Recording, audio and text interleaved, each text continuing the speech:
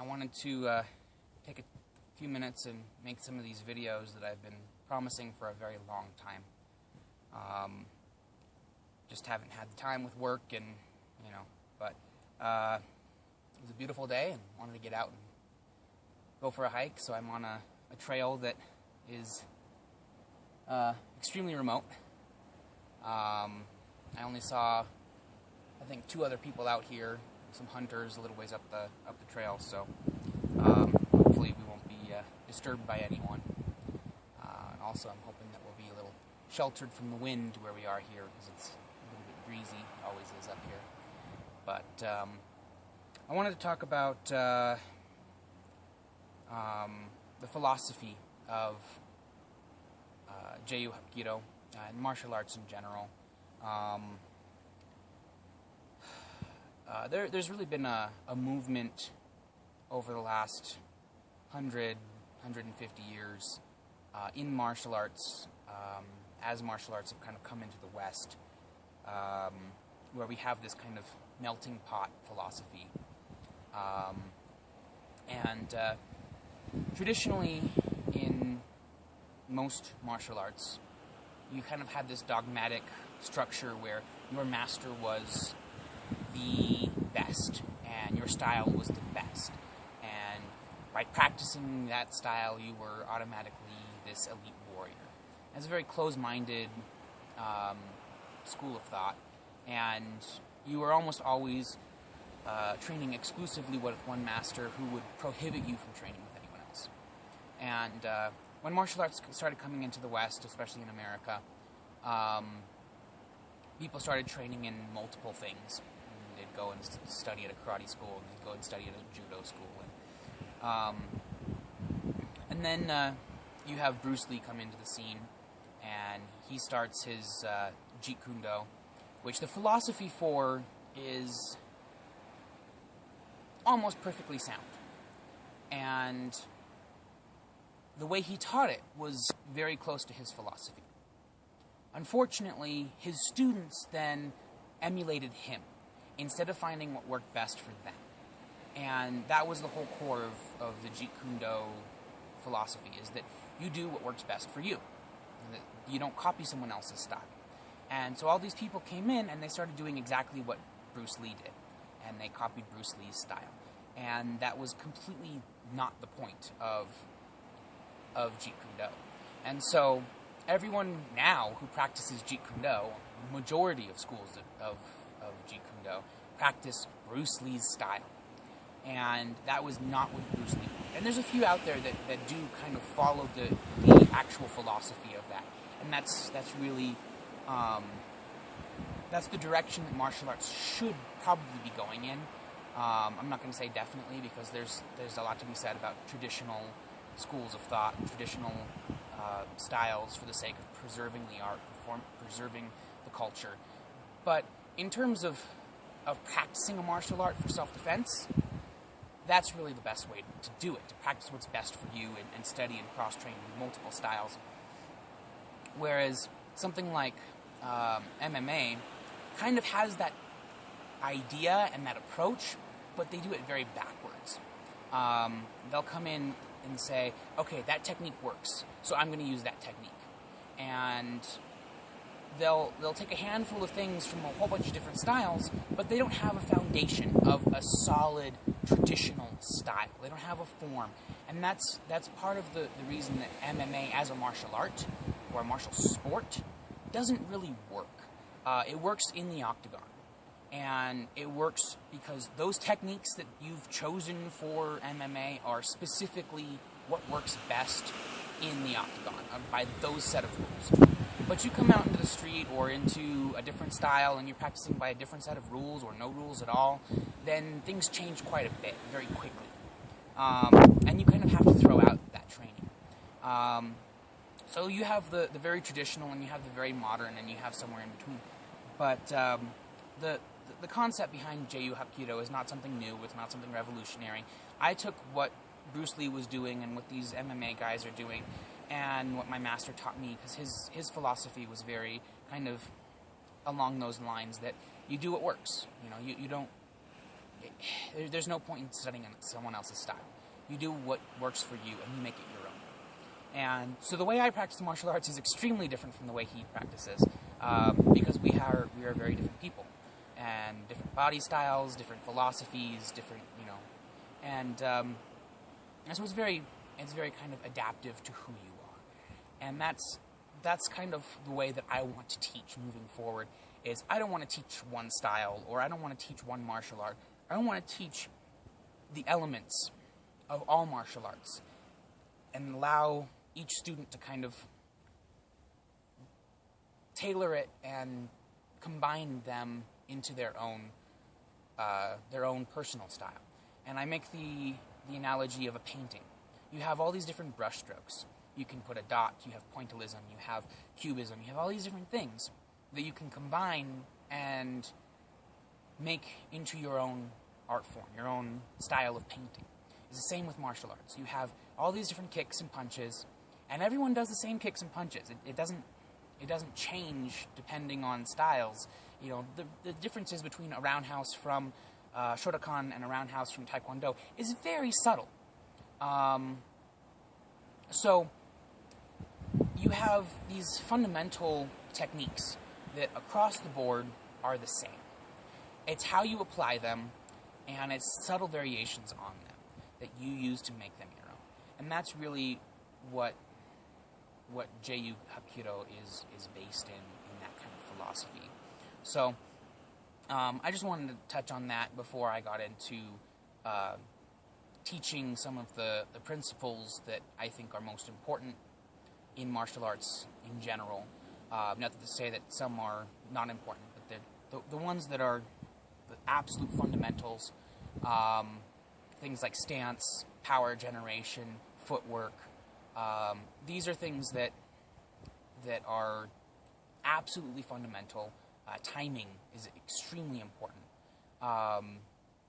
And then little things on top of that are kind of additional, and they're definitely things that need to be practiced, but they're not quite as essential as what I'm going to be covering in these next videos. So that was this first video is just kind of to introduce the philosophy of Jayu Hapkido and talk about martial arts philosophy in general, and then I'm going to get into some of the other stuff about actual applications of some of these principles.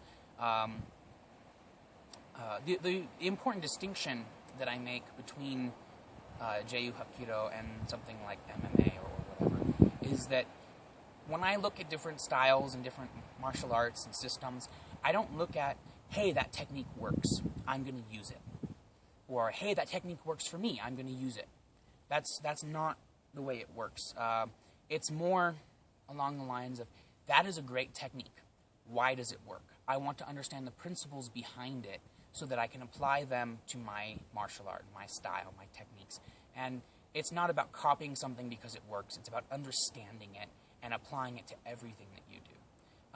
And that's the main difference between what a lot of the guys out there are doing now and the school of thought that I'm kind of following and trying to promote. So in the next couple videos that I'm going to be putting up, I'll be talking about the principles behind a lot of these things, about power generation as opposed to this is how you do it. It's going to be more in the lines of this is how it works, and the same with stance, with timing and footwork, and there's so many. Footwork is especially one that I'm not going to even really broach because I'm going to talk about the different steps, but really footwork is something that is so incredibly unique to you that you can't really say, oh, this is how we do it.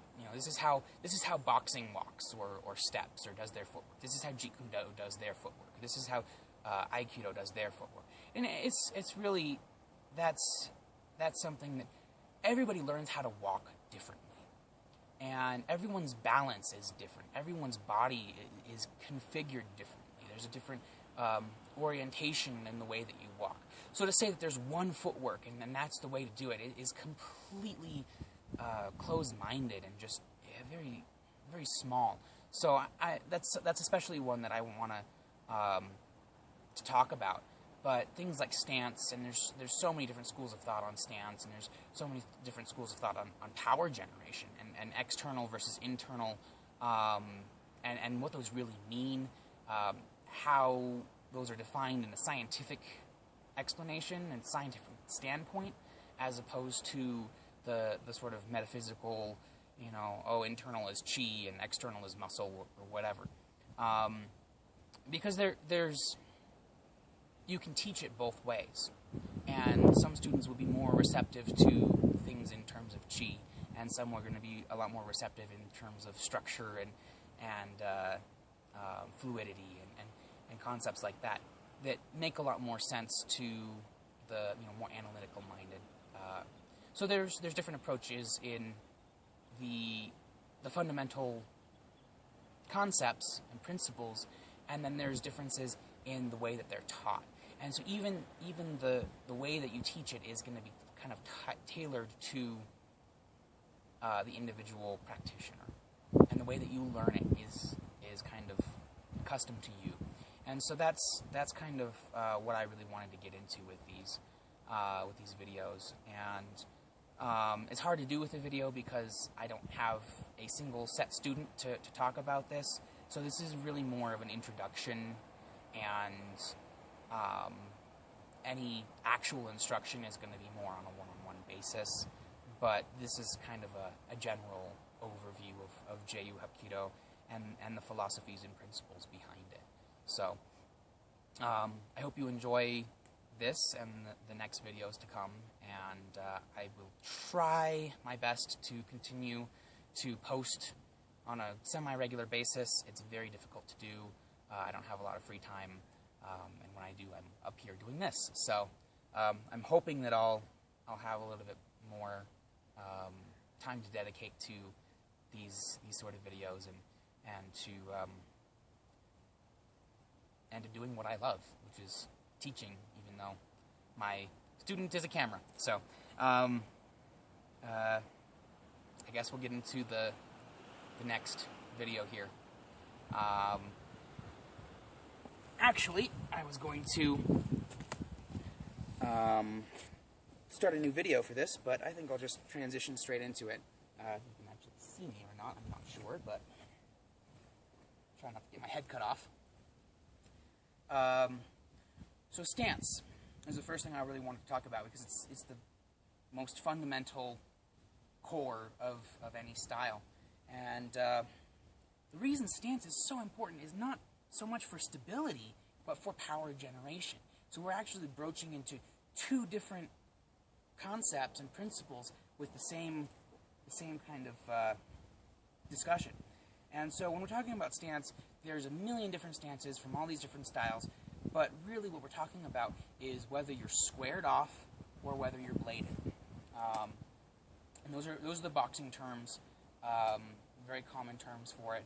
But what we're really talking about is, is it your mabu, your horse stance? Is it your gombu? And these sort of things. And what you see there, what I just did, transitioning from the mabu, from the horse stance, into this gombu forward stance, this is your external power generation, right?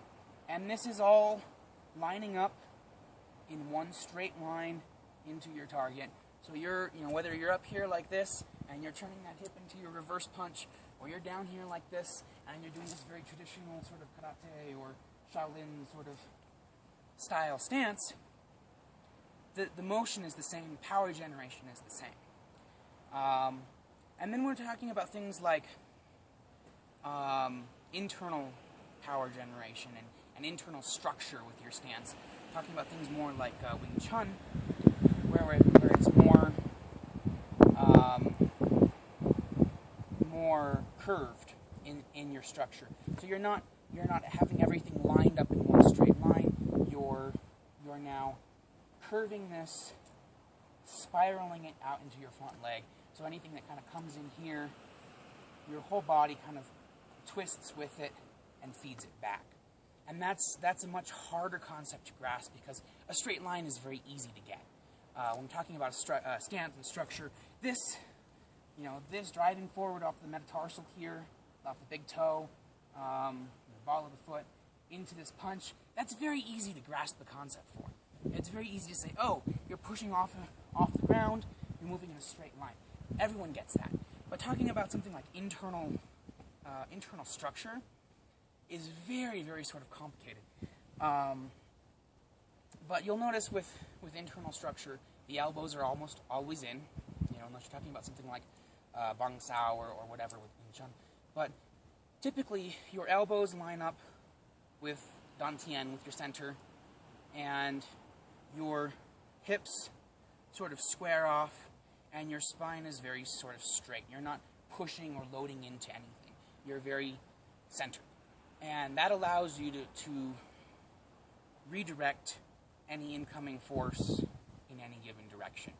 And a great example of how to practice that would be push hands, which I can't really demonstrate because I don't have a person with me, partner, but those kind of concepts about developing internal structure, and then you can kind of get into internal power generation later.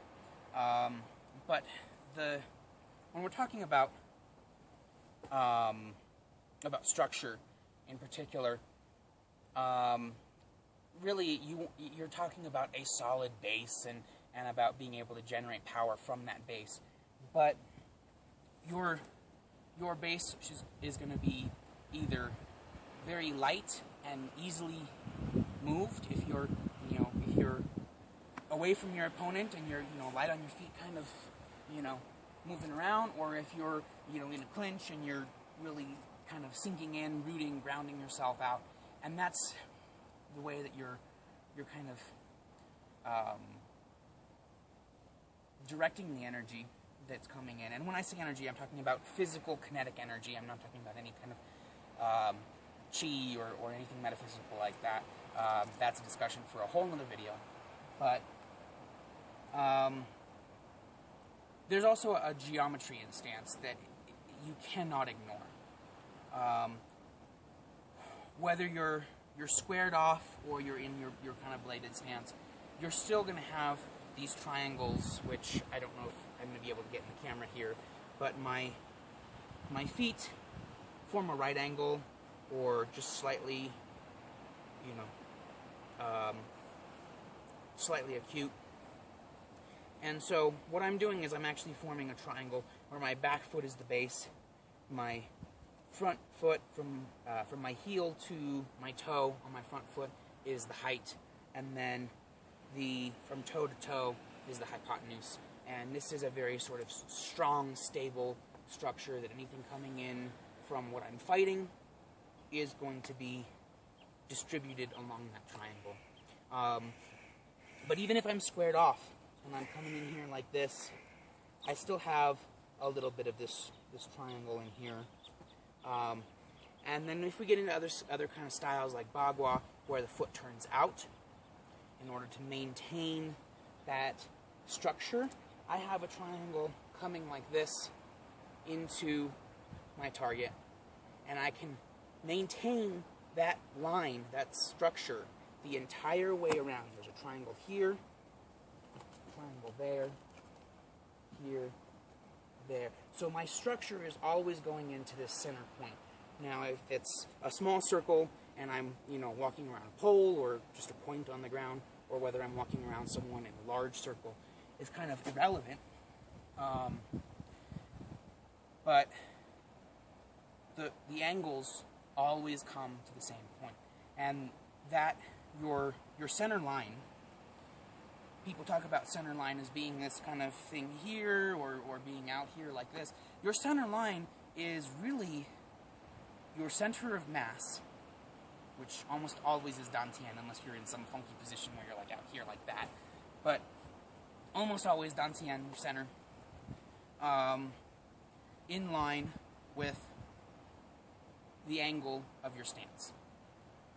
And balance is something a little bit different. When you have a good stance, you're balanced. But what that actually means is that your structure, the geometry of your body, supports your mass. And when those are all lined up, then your center is at dantian. And when you're not, then you're off balance and you're going to tip over pretty easily. So that's sort of the kind of general concept behind stance. And the two main ones, I think my head's being cut off here, but the two main ones are going to be your bladed stance or your fighting stance like this, and that's the term I learned. This was fighting stance, and this was something else. This was pigeon toe stance or whatever, horse stance, and all these weird animals and whatnot. But the concept of, do you square off when you're boxing, or do you go bladed when you're kicking, or whatever, and this is all kind of what works best for you. Again, I'm not going to say, oh, always go bladed when you're kicking. It's very useful, very helpful, but if you want to be in here like this and do these kind of close quarters kicks, Wing Chun style, and be very squared off, that's fine. If that works for you, then great. But these are the kind of ideas that are constantly swimming through my head. That we have so much flexibility in this, and that you can kind of sit there and practice horse stance and just be building muscle strength in your legs for hours on end, and you have a bowl of water in each hand and a candle under your butt or on top of your head or whatever. Or you can actually be boxing around a punching bag or something and working the actual motion of it. The way I learned horse stance, now, looking back, seems almost useless. Because I learned horse stance like this, punching straight in front of me. And while it teaches you to relax your shoulders and punch fast, which now that doesn't seem very fast, there's no hip engagement in that punch at all. It doesn't matter how fast I punch, there's no power. That when I started learning the Shaolin, and you start doing this to drive in that punch, then I start to see that. And that's the kind of thing that we have so many bad habits in martial arts, that we get into training a certain way because that's the way we were taught, and our teacher was taught that way, and his teacher was taught that way. And that's the kind of dogma that we need to break away from. And I'm not saying that that's a bad technique for training speed, but for power, there's no engagement of the hips. There's no power generation, which is the next thing that we're going to talk about, is power generation. And power generation, there's two schools of thought, or two methods, and you have internal and external. And what that means, external is easy. External is the one that we all understand very automatically. External is your muscles pushing off of the ground, driving you forward. That is the horse stance into the forward stance, driving that punch. Very easy to understand. Internal is much more complicated, because internal engages plyometrics. Easiest example of internal would be a back fist. Back fist, snapping out like this. If you put your hand on your fist and you push as hard as you can, and then you take this hand away and it snaps out. Okay? That's plyometrics. But it would be doing it without this hand. It would be using your bicep to fight against your tricep. So you have this tension going from the base of your spine, up your shoulder blade, down your tricep, basically out your thumb. And then you have this from your center, dantian, up through your pectoral, into your bicep, and out here, also into your thumb. So you have all of this tension coming right in here, and it's kind of, you're kind of twisting between your pinky and your thumb with all of this tension, and then your front and your bicep relax, and all of this tension is released. And that's how the snap in the back fist really works. And that's the plyometrics. And then the more fluid you are, the more relaxed this is, the more effectively it translates energy into that back fist. Now you can do the same kind of in reverse motion for sort of a Fajin strike or vibration strike or whatever you want to call it. And Fajin just means internal explosion, basically. Sudden burst coming from your center out. And it's this sort of very fluid pop. But it doesn't have to be. It can also be very structured. Some styles, such as Wing Chun or certain styles of Shaolin, they do a very structured sort of just a quick pop. And that's the same kind of thing coming from your center out, up your arm, into your hand or into your fist. This sort of one-inch punch kind of style strike. It's a very plyometric application of power generation, where you have your core muscles fighting against each other, and then when they finally release, it's this very sudden sort of pop. And there are a lot of different ways to practice this plyometrics. The Ki exercise, which is what my master called it. It's actually, I believe, called Hapkido in Korean, and it's Golden Bell in Shaolin. But it's there's many variations of it, but it's a very sort of basic plyometric exercise where you're in your horse stance and you're tensing every muscle in your body simultaneously, fighting against each other.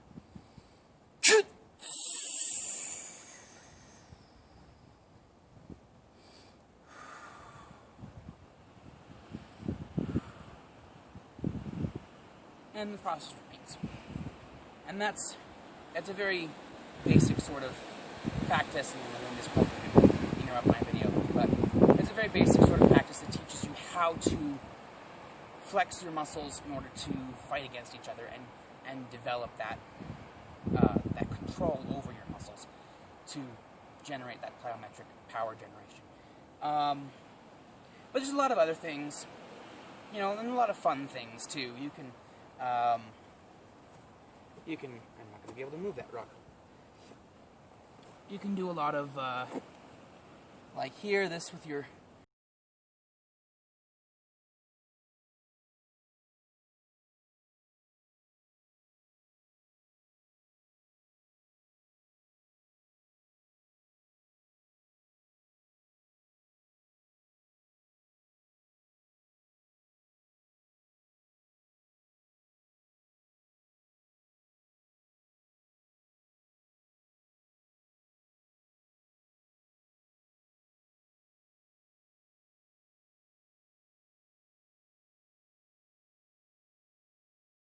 and my battery's almost dead, so I'm going to have to talk about the others in another video. But this is probably more of a tangent for me, very kind of unstructured and undisciplined, but this is all philosophy and principle. So I'm hoping that, again, my head isn't cut off, and that you can kind of look at this and say, okay, I like that kind of principle, that concept. I want to practice something like that with my techniques, or I need to work on that more. But really, these videos are just kind of an introduction into the philosophy and the school of thought behind what I'm doing and what I'm trying to do. So, practice, keep an open mind, and have fun.